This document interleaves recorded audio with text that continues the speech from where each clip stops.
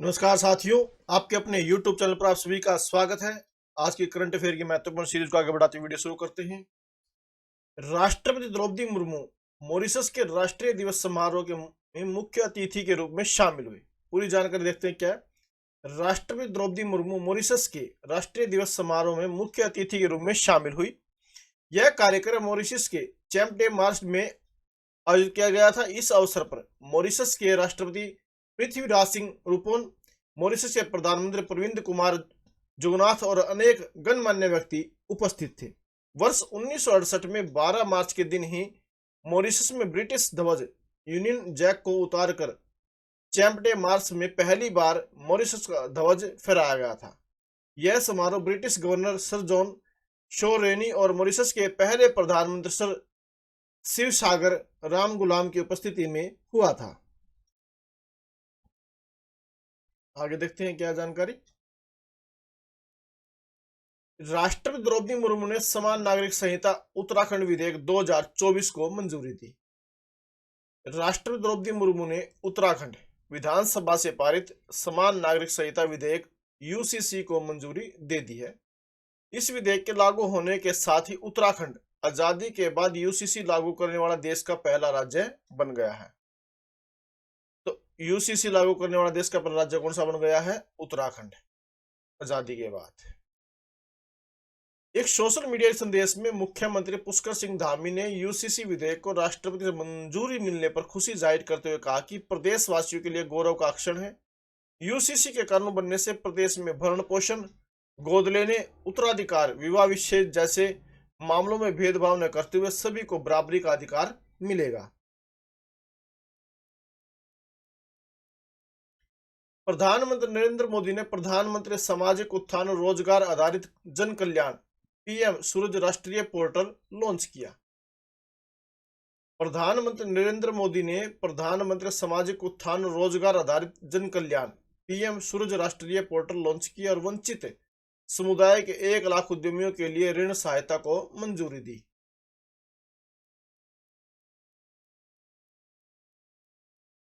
भारत की Numaligarh refinery limited NRL ने सोमवार को बांग्लादेश की राजधानी ढाका में अपना संपर्क कार्यालय खोला। एनआरएल का यह विदेश में पहला कार्यालय है।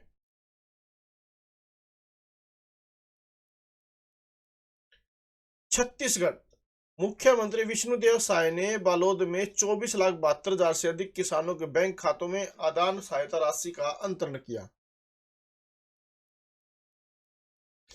छत्तीसगढ़ के मुख्यमंत्री विष्णुदेव साय बालोद में आयोजित कार्यक्रम में कृषक उन्नति योजना के तहत प्रदेश के 24,72,000 से अधिक किसानों के खातों में 13,320 करोड़ रुपए की आदान सहायता राशि का अंतरण किया। इस अवसर पर मुख्यमंत्री ने कहा कि प्रधानमंत्री नरेंद्र मोदी की एक और गारंटी को पूरा करते हुए किसानों के बैंक खातों में यह राशि अंतरित की गई है।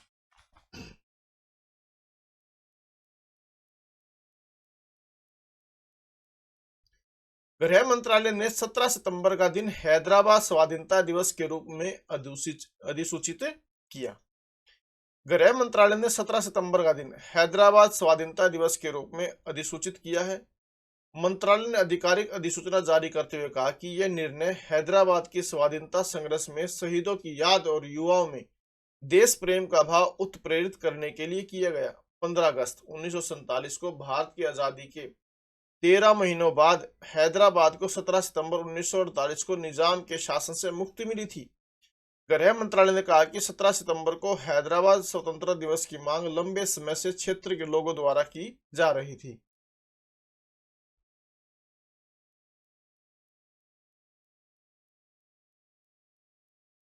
महिला वैज्ञानिकों और फैकल्टी को जुड़ने में मदद करने के लिए यूजीसी ने किया सीआरएनआई का उद्घाटन।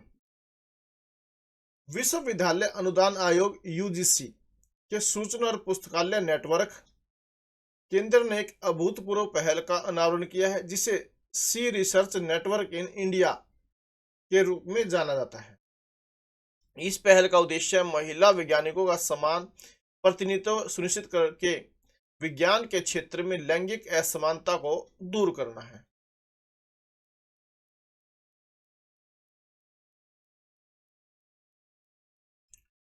अमित शाह ने किया दिल्ली ग्रामोदय अभियान परियोजना का उद्घाटन। तो दिल्ली ग्रामोदय अभियान परियोजना का उद्घाटन किसके द्वारा किया गया? अमित शाह के द्वारा।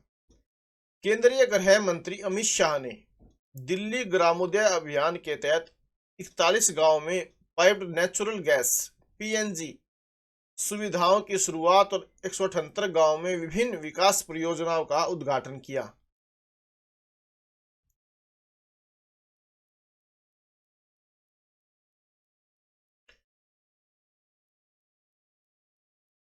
पाकिस्तान पंजाब प्रांत को मिला पहला सिख मंत्री। पाकिस्तान में प्रांतीय असेंबली एमपी के 3 बार सदस्य सरदार रमेश सिंह अरोड़ा पंजाब प्रांत के पहले सिख मंत्री बन गए हैं। उन्होंने प्रांतीय विधानसभा में अल्पसंख्यक समुदाय का प्रतिनिधित्व करते हुए बुधवार को मंत्री पद की शपथ ली।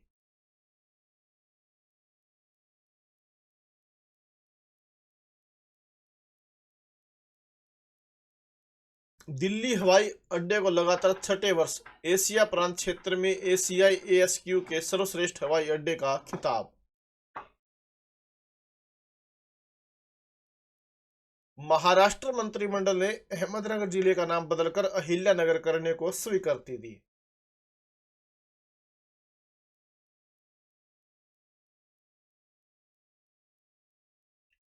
सूचना और प्रसारण मंत्री अनुराग सिंह ठाकुर ने विशाल पांडे की पुस्तक इसराइल वॉर डायरी का नई दिल्ली में विमोचन किया। सूचना और प्रसारण मंत्री कौन है? अनुराग सिंह ठाकुर ने विशाल पांडे की पुस्तक कौन सी है? इसराइल वॉर डायरी का नई दिल्ली में कार्यक्रम में विमोचन किया।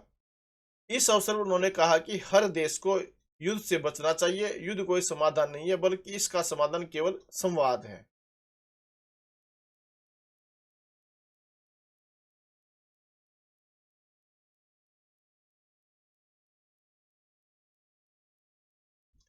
भारत और भूटान के बीच समझौता ज्ञापन एमओयू पर हस्ताक्षर। प्रधानमंत्री नरेंद्र मोदी की अध्यक्षता में केंद्रीय मंत्रिमंडल ने ऊर्जा दक्षता एवं ऊर्जा संरक्षण उपायों के क्षेत्र में सहयोग बढ़ाने पर भारत और भूटान के बीच समझौता ज्ञापन एमओयू पर हस्ताक्षर करने को मंजूरी दे दी।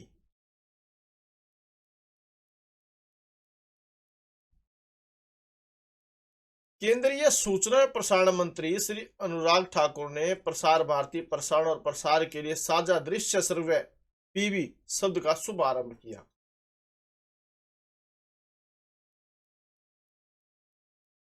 भारी उद्योग मंत्रालय ने रुड़की के भारतीय प्रौद्योगिकी संस्थान के साथ एक समझौता ज्ञापन पर हस्ताक्षर किए। भारी उद्योग मंत्रालय और रुड़की के भारतीय प्रौद्योगिकी संस्थान ने ऑटोमोटिव और इलेक्ट्रिक वाहन ईवी सेक्टर में नवोन्मेषण को बढ़ावा देने के लिए तथा एक साथ मिलकर काम करने के लिए एक समझौता ज्ञापन पर हस्ताक्षर किए। जम्मू कश्मीर पुलिस ने मवेशी तस्करी से निपटने हेतु ऑपरेशन कामधेनु शुरू किया। तो जम्मू कश्मीर पुलिस ने मवेशी तस्करी से निपटने हेतु कौन सा अभियान शुरू किया? ऑपरेशन कामधेनु। जम्मू और कश्मीर में पुलिस ने जम्मू, सांबा और कठुआ पुलिस रेंज में पशु तस्करी के बड़े पैमाने पर समस्या को रोकने के लिए ऑपरेशन कामधेनु शुरू किया है। इस कार्रवाई का उद्देश्य न केवल तत्काल तस्करी गतिविधियों से निपटना है, बल्कि इन अवैध कार्यों के पीछे के मास्टरमाइंडों को भी निशाना बनाना है।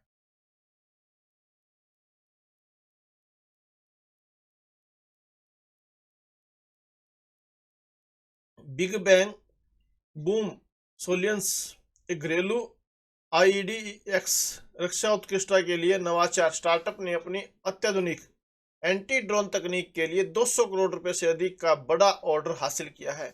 रक्षा मंत्रालय द्वारा बीबीएमएस के साथ एक हस्ताक्षरित यह अनुबंध आईडीईएक्स पहल के तहत सबसे बड़ा अनुबंध है, जिसका उद्देश्य भारतीय सेना और भारतीय वायुसेना को लाभ पहुंचाना है।